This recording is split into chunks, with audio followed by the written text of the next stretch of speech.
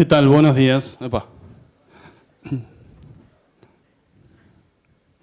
¿Qué tal? Buenos días. Bienvenidos. Veo que hay, estamos todos. No va a estar complicado el lugar. Bueno, primero muchas gracias por venir, por, como de costumbre, acompañarnos. Esto es un espíritu de comunidad, así que estamos todos en la misma. Vamos a tratar, voy a tratar en esta exposición de compartirles un concepto que veo a menudo en el desarrollo de redes de mediana y gran escala. En realidad, el problema que veo a menudo es, yo siempre digo que el problema con el desarrollo de redes no es tanto desarrollar redes grandes, sino hacer que las redes chicas evolucionen a redes grandes sin cadáveres, ¿no? O sea, cuando vos haces que la red evolucione, querés tirar abajo el servicio, volver a construirlo, no se puede. Tiene que ser todo, como le decía un mecánico, un médico, que lo criticaba al médico porque cobraba mucho más que él y el trabajo de arreglar el auto era igualmente complejo.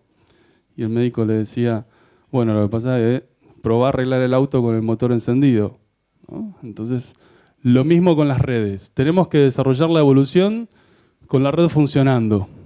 Entonces, este es el espíritu de lo que queremos charlar hoy.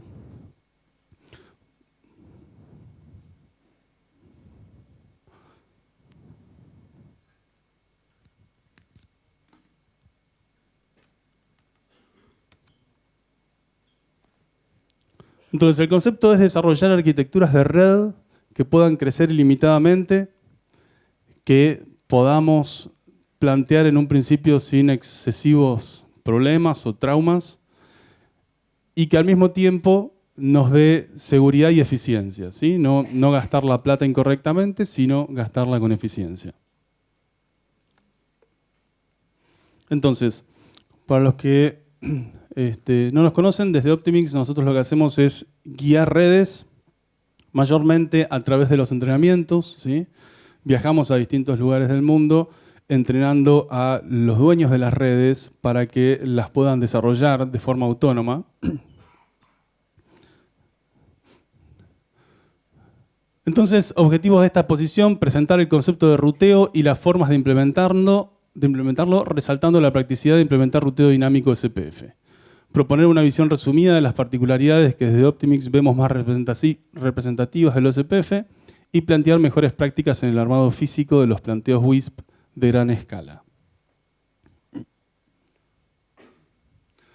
No lo puse en la presentación. Mi nombre es Jorge Filipo, yo soy ingeniero en electrónica, director de Optimix, dicto los entrenamientos oficiales MikroTik. Así que bueno, esa parte la veamos. ¿Qué tal? Entonces, primero nosotros cuando analizamos un planteo de red, consideramos los elementos que participan en la red, tenemos un router y un usuario, ¿sí? Router y usuario, en este caso ejemplificado con una computadora. Y tenemos la típica situación de un router con una interfaz WAN, ¿sí? Y un usuario que está conectado a la LAN de ese router. Entonces, tenemos acá la WAN, la planteamos con un bridge hecho con el Ethernet 1, típica configuración de router hogareño, y la LAN con Ethernet 2, 3, 4 y 5. Esto es más que nada para entender los conceptos, no es que vamos a hablar de configuraciones tan simples. Cuando nosotros desarrollamos entonces una red simple, una red en capa 2, decimos que tenemos un router de borde y los usuarios. Esta es la típica topología que se da actualmente en muchos productos que existen en el mercado, donde te venden un servidor, ¿sí? Con algún Linux adentro. Ese es el equipo de borde, el que te conecta a internet, el que tiene todo, ¿sí? Todo está ahí adentro. Lo que vamos a ver es que esas lógicas de red escalan mal, ¿sí? Cuando uno concentra toda la lógica de operación del enmascaramiento, del control de ancho de banda, del bloqueo de los usuarios, en un solo equipo, su capacidad de escalar disminuye. Esa es la lógica que estamos representando acá. Un solo router de borde, usuarios. Si esta red va creciendo, ¿sí?, vamos a necesitar conectar más usuarios. En la lógica de red, nosotros expresamos un entorno de broadcast más grande con un switch, ¿sí?, un switch en capa 2, común. Obviamente en redes ISP, en redes WISP, lo que hacemos es conectar a este switch enlaces, ¿sí?, que nos transportan a otros nodos. Ahí ponemos otro switch, conectamos a ese switch paneles, a esos paneles conectamos a los usuarios y todo siempre se autentica en el router de borde. Eso está bien en lógicas de 50, 80, según el router, a veces podemos tener más usuarios, pero tiene varias contras, como por ejemplo el hecho de que internamente en la red podemos tener alguna vulnerabilidad como un conflicto de IP, como loops. O si queremos usar métodos de autenticación automáticos como es DHCP, ¿sí?, nos quedamos expuestos a que nos contaminen el entorno de broadcast con un servidor de DHCP. Entonces, estas son las debilidades que vamos viendo, ¿sí? Los clientes se ven entre sí produciendo ocupación residual en la capacidad de transporte de la red. Está bien, debajo del equipo cliente, del SXT cliente, Doña Rosa no va a ver la computadora de Don Pedro, ¿sí?, porque está detrás de un equipo que está haciendo NAT. Pero dentro de la red de transporte, dentro de la red de enlaces, cuando todos se ven con todos, tenemos un exceso de tráfico broadcast y eso implica un deterioro en el rendimiento de la red. Los clientes se ven entre sí produciendo una exposición en la seguridad.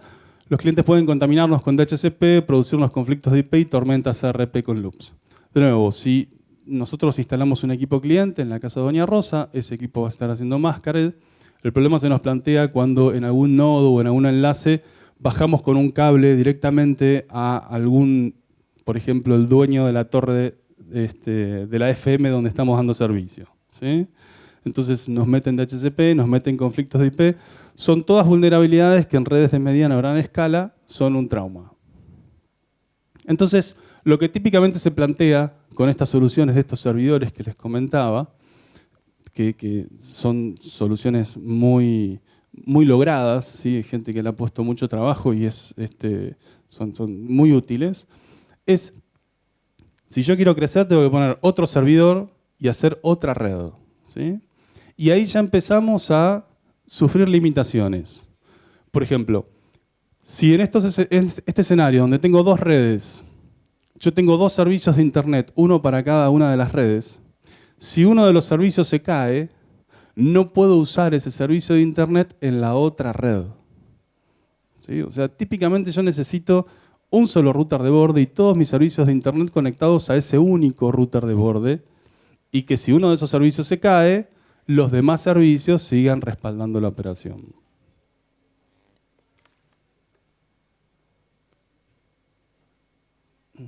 Acá tenemos una expresión un poco más detallada, dos servicios de internet, ¿sí?, con esta vulnerabilidad de si el servicio de la derecha se cae, los usuarios de la derecha se quedan sin servicio. Acá obviamente podemos empezar a considerar algunas soluciones intermedias, como por ejemplo poner un switch en la LAN para que las dos LAN se unan y empezar a hacer algún tipo de parche. Hasta ahora entonces todas las topologías planteadas se resuelven de forma simple y ortodoxa con enmascaramiento porque se opera con un solo nivel de ruteo.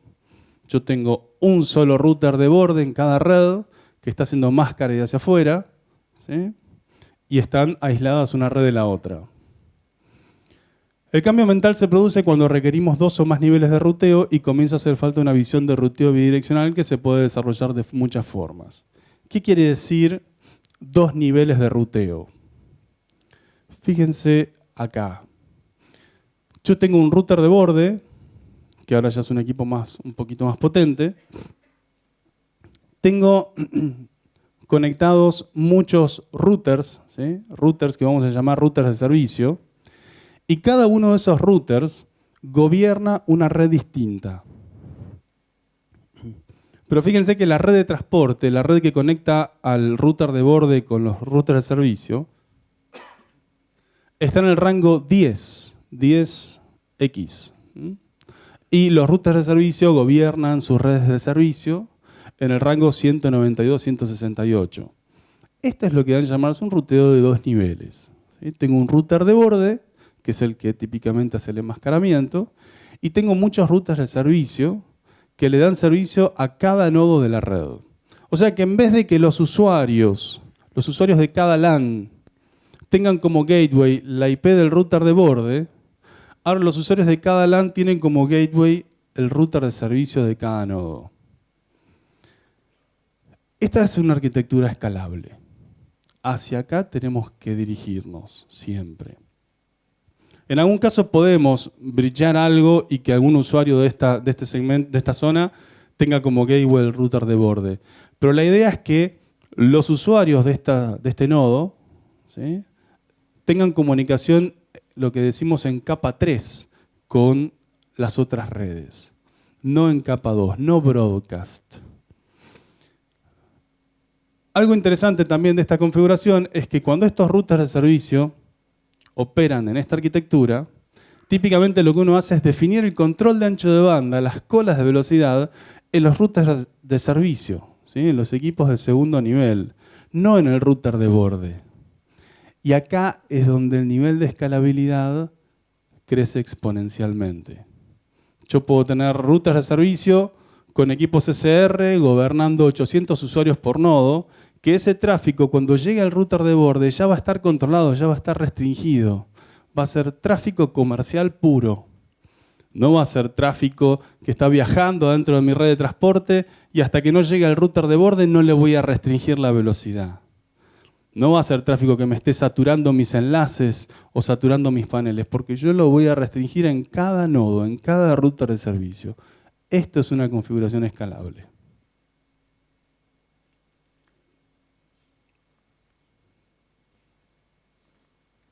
Entonces, analizamos más en detalle un conjunto de dos niveles. O sea, esto es una porción de este, ¿sí?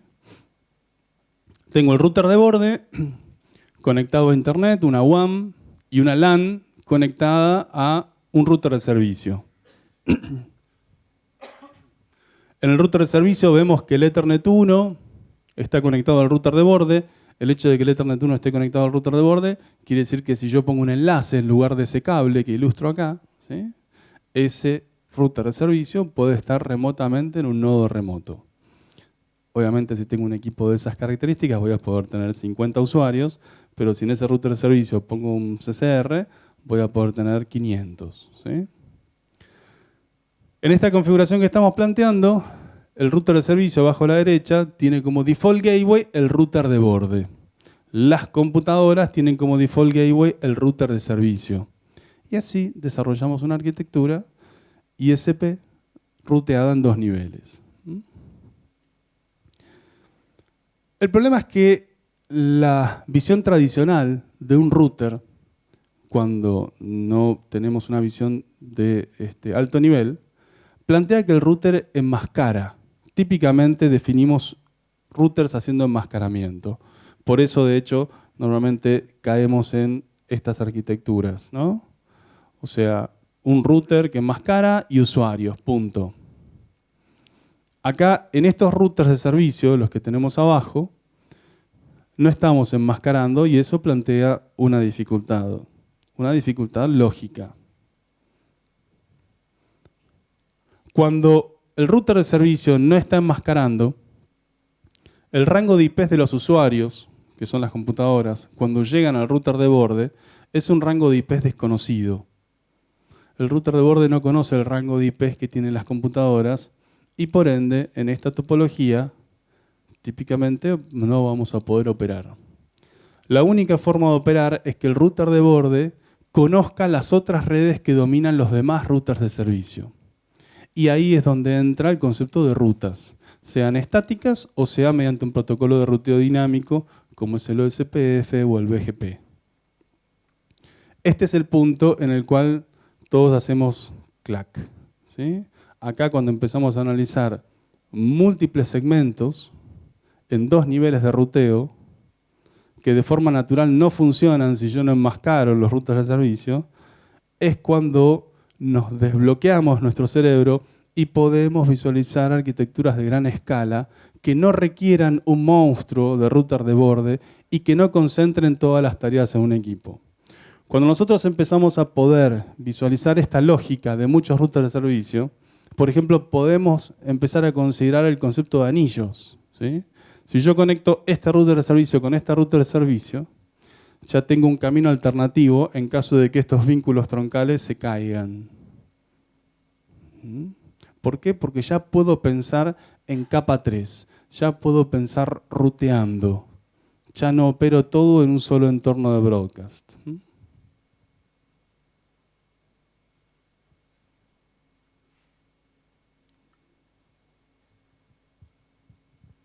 Entonces acá tenemos una lógica de nodo de servicio. Este es un nodo de servicio.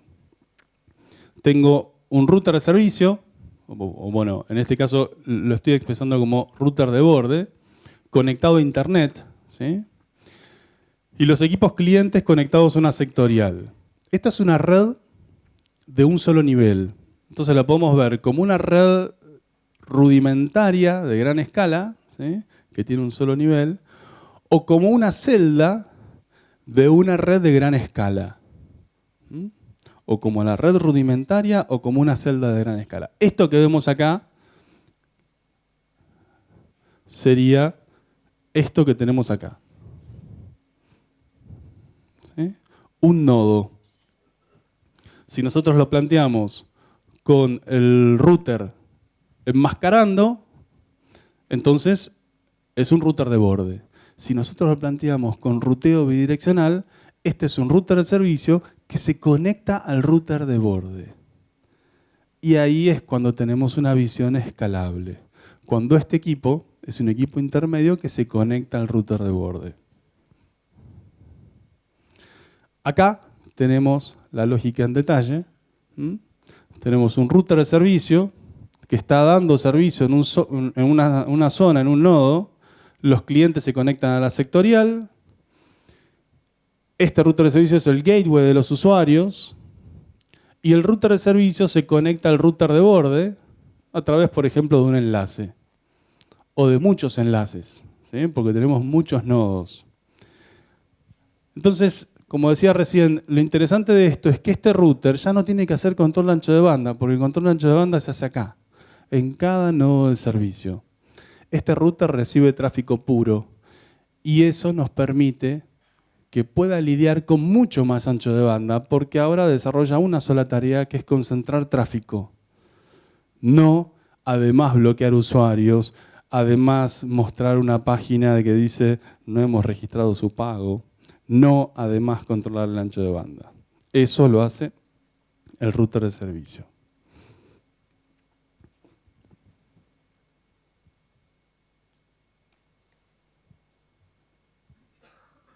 Fíjense cómo acá les reemplazo un enlace inalámbrico por, no sé, una fibra.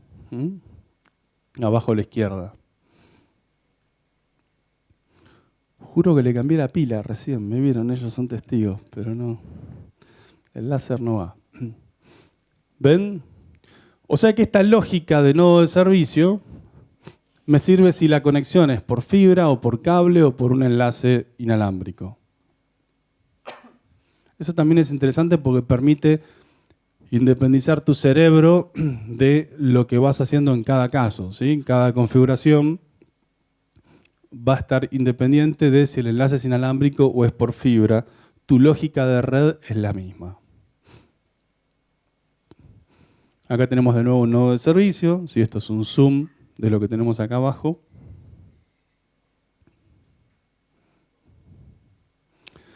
Entonces, esta lógica nosotros la podemos lograr. Recuerden, ahora el problema que tenemos es que los routers de servicio no pueden enmascarar, ¿sí?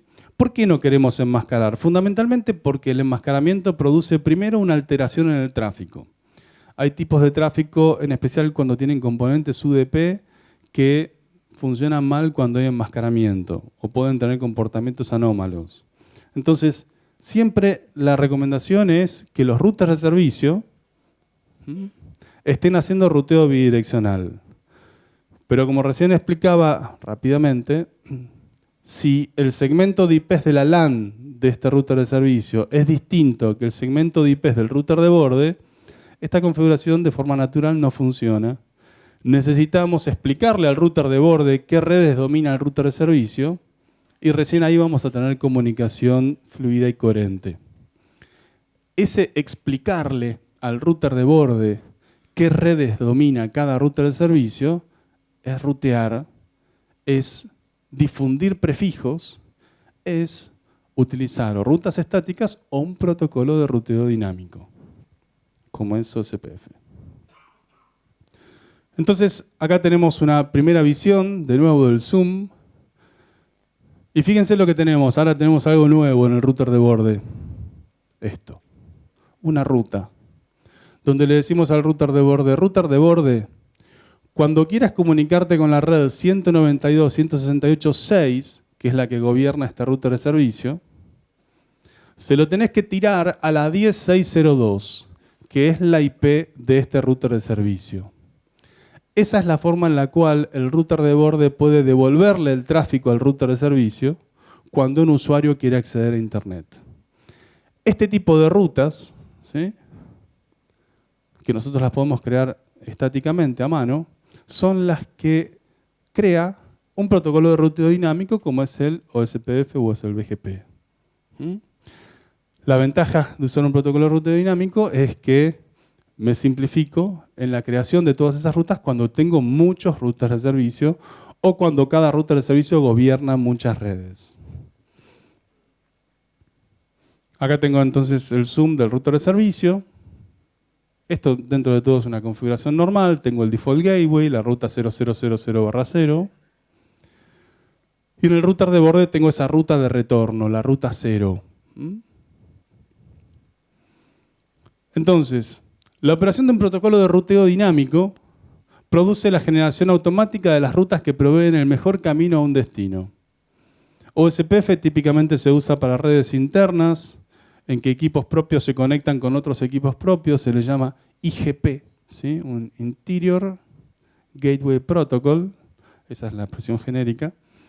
Y el BGP se le puede usar para ruteo interno, en ese caso se lo suele asociar a un IBGP, o entre proveedores, ¿sí?, un Exterior Gateway Protocol, un EGP.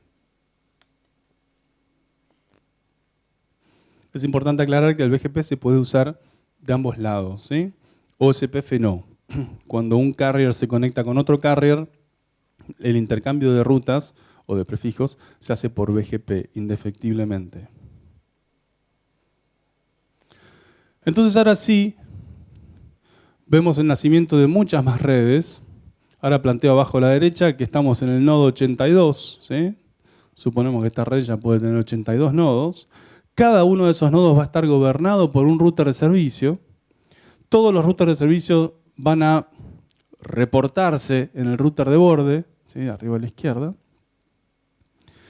Y acá tenemos, sí, en el router de borde, las rutas de retorno a cada uno de los routers del servicio.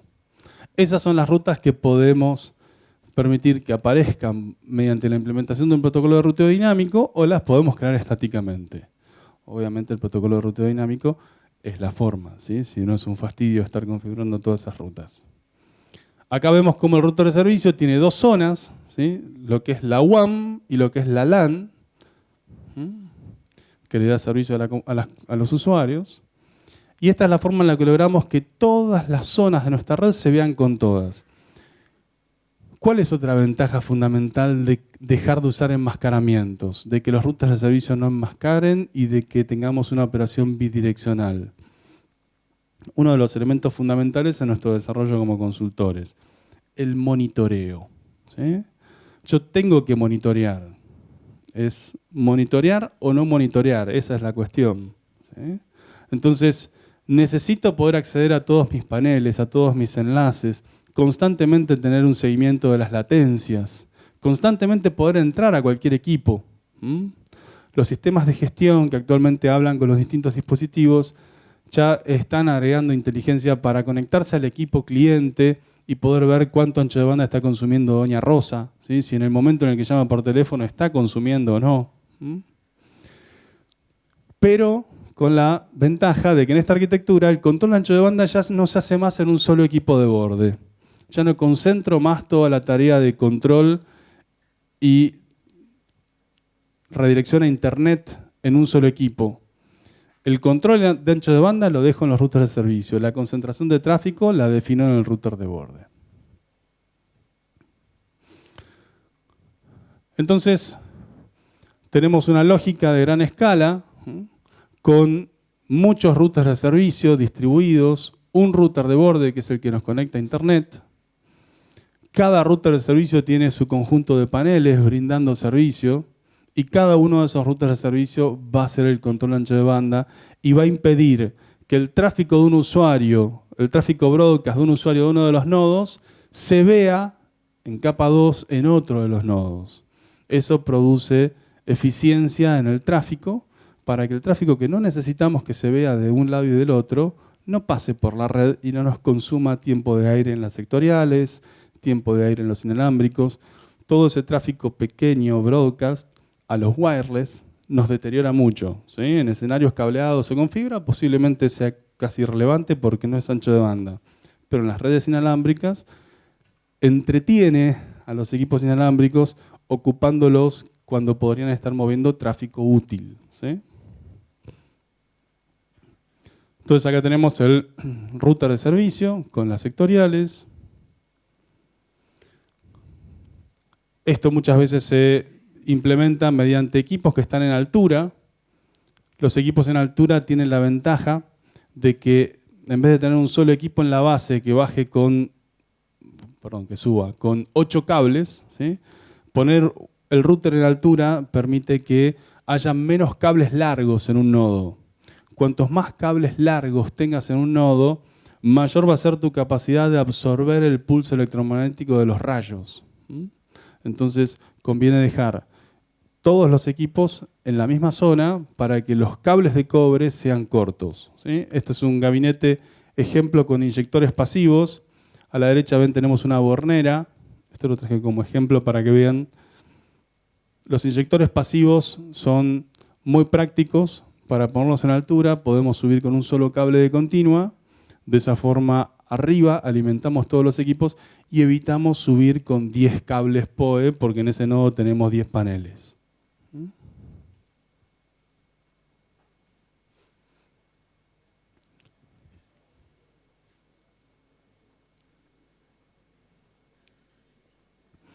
Por último, la implementación de un protocolo de ruteo dinámico como SPF, aunque también aplica al uso de rutas estáticas, nos permite encender otra funcionalidad que vamos a tener que empezar a tener en cuenta a futuro, que es el MPLS. El MPLS nos permite definir no solamente una lógica más eficiente en el ruteo, en la definición del camino por el cual pasa el tráfico, sino también la definición de algunos recursos muy útiles como son los BPLS, los túneles que viajan sobre redes IP y nos permiten dar visibilidad de broadcast. Acá se ilustra cómo un router de borde puede establecer un BPLS contra un router de servicio. El BPLS lo que establece o lo que crea es una interfaz virtual que se puede bridgear. Vendría a ser, imagínense, este router tiene 5 puertos. Imagínense que aparece el Ethernet 6. ¿Sí? Ese es el túnel que nos conecta con este router de borde. Este si tiene 10 puertos, ahora ese puerto adicional lo puedo bridgear con la WAN y de esa forma le puedo dar a un usuario una IP pública. Estoy transportando el broadcast de esta conexión hasta la LAN del router de servicio para instalarle en el equipo cliente que tiene en el techo, Doña Rosa, una IP pública. ¿Sí? Esto también se puede hacer con EOIP, los túneles EOIP de MikroTik. El concepto funcional es el mismo, solo que los BPLS son estándares, los EOIP son propietarios de MikroTik. Ojo, los EOIP son muy poderosos y de hecho, ahora que tantos routers traen IPsec por hardware, EOIP soporta IPsec y nos permite agregarle a esos túneles encriptación de muy alto nivel. Entonces el MPLS, que se monta sobre un protocolo de ruteo como es el OSPF, nos permite darle a la red una nueva jerarquía de virtudes, de las cuales quizás la más fundamental es el control de ancho de banda con reserva de ancho de banda. Siempre nosotros los WISP, El problema que tenemos es que le entregamos a nuestros usuarios el ancho de banda que se puede lograr, ¿sí? El máximo posible. Pero el concepto del mínimo garantizado pocas veces lo tenemos en cuenta. Lo logramos porque tenemos más ancho de banda de lo necesario, pero no porque tengamos priorización en la red. El MPLS nos permite eso, nos permite definir canales dentro de la zona de red que puedan tener reserva de ancho de banda para poder ofrecer ancho de banda garantizado. Este es el concepto de los canales virtuales que establece el MPLS, en los cuales podemos tener distintos espacios dentro de la capacidad total de ese canal para garantizar algún servicio dentro de nuestra red. Es la virtud del MPLS que corre sobre OSPF. Entonces, la operación en capa 3 de 3 niveles digo, el router de borde, el router de servicio y el equipo cliente en el techo de Doña Rosa, nos permite que la LAN del cliente no acceda en capa 2 a la red inalámbrica. Eso es vital, ¿sí? El equipo cliente que está en el techo de Doña Rosa no tiene que rutear, no puede estar haciendo capa 2, no puede bridgear. Automatizar la gestión de altas con autenticación directamente en el router de servicio. Claro, cuando yo empiezo a tener routers de servicio gobernando al servicio de nuestros usuarios, acá, yo tengo el router de servicio que está dándole conectividad al equipo cliente. En esta zona de la red, yo ya puedo empezar a usar protocolos de asignación de IPs automáticas como es el DHCP. El DHCP es un protocolo muy poderoso porque me permite asignarle IPs a los usuarios sin que haya encapsulación o encapsulamiento. Entonces es un protocolo que genera redes muy eficientes y me resuelve un problema muy común, que es yo quiero que mis técnicos de campo, los que me van a dar las altas, los que van a instalar los clientes, tengan la menor cantidad de dificultades posibles. Que pongan el equipo, le pongan el SSID, lo conecten y el equipo ya tome IP por DHCP automáticamente. Eso es algo que nos permite el DHCP. Si nosotros no empezamos a controlar las zonas de la red segmentándolas como estamos planteando, con nodos de servicio ruteados, el DHCP, al ser un protocolo broadcast, empieza a tener un comportamiento que es peligroso, ¿sí? Entonces, no puedo utilizar un protocolo tan flexible y tan dinámico como es el DHCP cuando mi red no está controlada. Ese es el control que genera una lógica ruteada.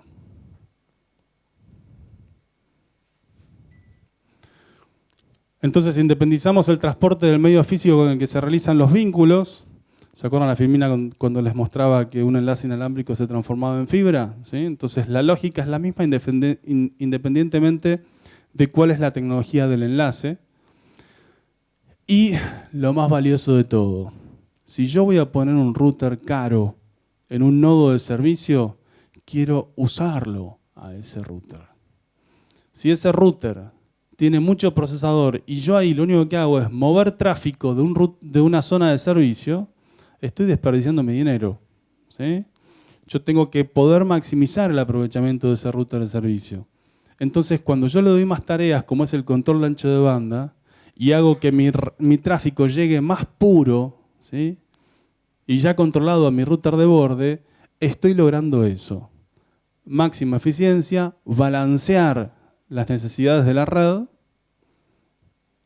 y de esa forma crecer con más tranquilidad. Bueno, entonces este es el concepto, arquitectura de ruteo en 2 o más niveles. Nos permite desarrollar redes escalables. Como me dijo el otro día un colega, quiero despegar. ¿Sí? Claro, viene desarrollando su red, ya tiene sus 500 usuarios, pero todo el día es un problema. Y no solamente es un problema, sino que es difícil encontrar de dónde viene el problema, porque es todo un gran switch. Bueno, este es el camino. Gracias.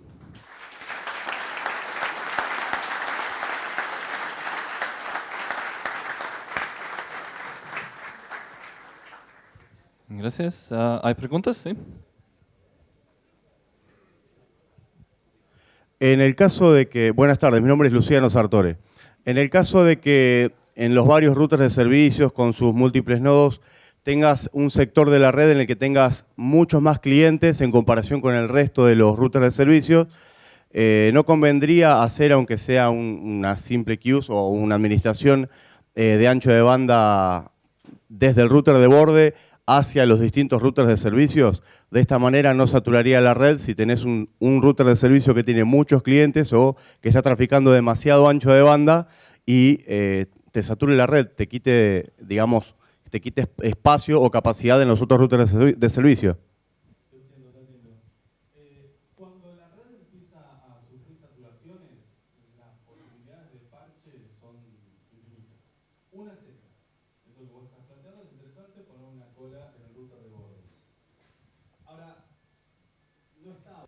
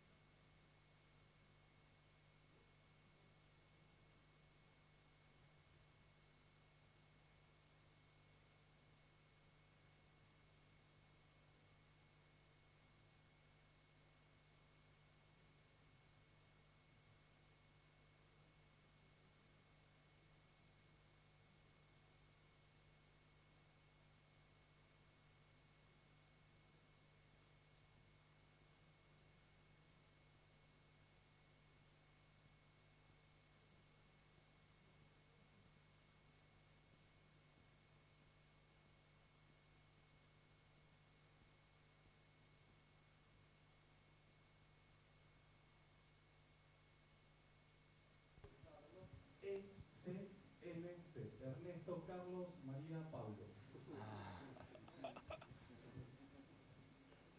Gracias. ¿Hay más preguntas? Sí.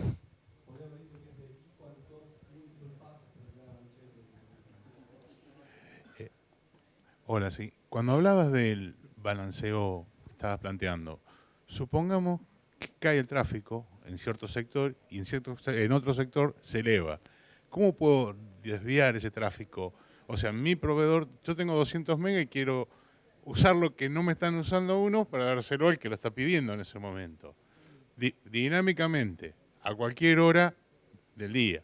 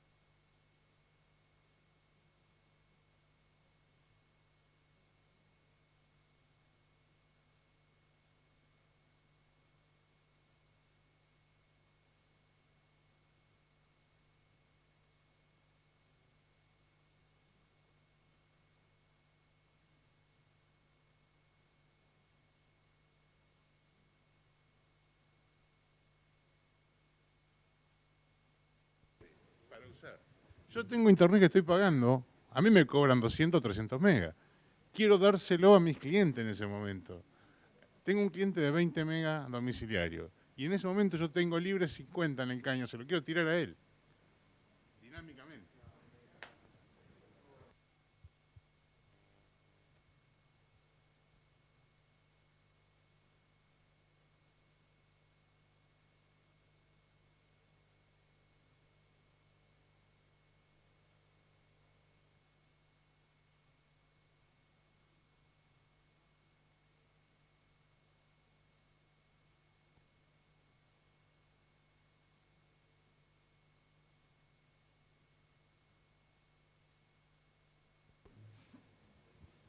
Creo que ahí terminaste como de redondear la idea. En lo que yo te planteaba era tener un X ancho de banda limitado y que para optimizarlo era conveniente hacer una calidad de servicio en el router de borde y así controlar cuánto le llega a cada router de servicio. Cuando vos planteás la idea de colocar un balanceador de carga, justamente condice con lo que le explicabas a él. Si yo tengo suficiente capacidad de ancho de banda en el router de borde, ya no necesito generar una calidad de servicio hacia los routers de servicios. Está muy bueno lo que vos decís, poner un buen balanceador de carga, puedo tener distintos tipos de velocidades y yo le voy asignando qué capacidad recibo en cada puerto, le das el ancho de banda que necesitas al router de borde y el router de borde automáticamente se va a encargar de darle según la demanda que tenga cada router de servicio. La idea que vos nos tirás está muy copada. Yo hace años que uso siempre balanceadores de carga por cuestiones de que cuesta conseguir ancho de banda en la zona en la que yo estoy y de esta manera lo terminás de redondear la idea y de implementar muy eficientemente esta idea que vos planteás, esta nueva arquitectura. Gracias. Después, sí. Gracias. Gracias, Jorge. Gracias.